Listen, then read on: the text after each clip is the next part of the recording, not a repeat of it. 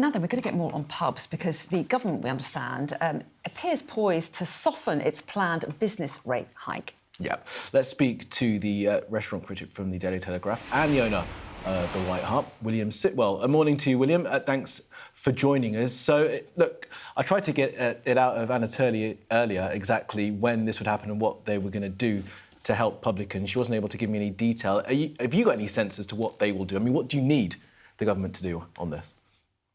Well, none of us have any idea of what this government's going to do because they have an extraordinary way of announcing policies and then sort of wargaming them live on small businesses. And then, as the chair of the Labour Party said this morning, admitted on the BBC, they then evaluate what happens. And then it seems they then do a U-turn. It's the most catastrophic way of running a country. What we need is to, first of all, return to a situation that was pretty catastrophic before the budget, when pubs and hotels and restaurants and small businesses were facing a whole raft of policies that meant they were kind of staggering to their knees.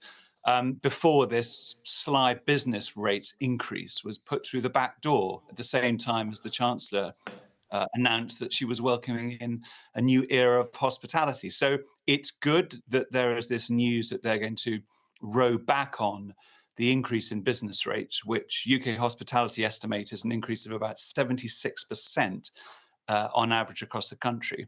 But we need to go back before the budget and look at how the situation was, which, as I say, was already precarious, and look at things like decreasing rates of VAT so that pubs that I own, for example, can pass on those discounts to customers, so that breweries, for example, don't actually then cream off a healthier margin. So we need a VAT decrease, basically, so that we can encourage punters to actually cross the threshold, take that bold step, particularly in January, where we're hit by the twin evils of dry January and veganuary. You can't make much margin on a turnip.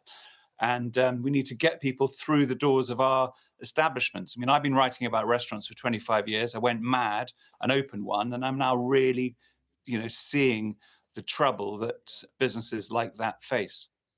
Yeah, give us an idea of how tough things are. You mentioned dry January and veganuary, although I haven't heard many people mention it. Not I can't yet. say I it. can't even say it. But how tough does that make it for publicans? Give us a sense of what everyday business is like for most people trying to run a pub at the moment.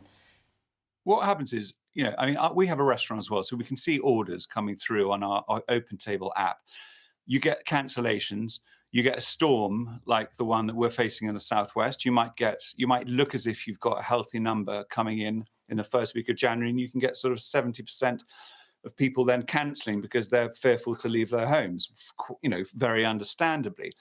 Early week, the early parts of the week in pubs is very, very quiet. You have to try and navigate this impossible situation of working out how to staff your pub. It's expensive just to put the lights on, and then you sit there praying that someone might walk through the door. If you're flooded with guests by some miracle, you're going to have to work out how on earth you can manage it, how you can keep those guests, keep those customers happy. It's a very, very difficult a jigsaw that you face. You've got to, customers have quite a big expectation now of what to expect. So you want to have a variety of lagers and stouts and ales in your cellar, but if you can't sell those, they go off. It's a very, very difficult balancing act. You have to balance the needs of a wide community that have different aspirations in terms of spending. It's a very complex business, and I'm learning it the hard way. So I really do hope that the government can sit down and really understand that it's not, people aren't banning Labour MPs from going to their pubs for some sort of political whim. It really does feel like punishment beatings. Hospitality is a cornerstone of culture. When you lose the pub, it's not just that you lose the chance to have a quiet drink and some fun with your friends. Young people use the opportunity to get early jobs. I think to work in a pub is better than joining the army. You learn poise, diplomacy. You learn how to, be graceful under pressure. It is from young people to caring for the elderly who might live on their own, who want to come and have a quiet drink at the bar, and they can socialize. It is such a vital part of our country.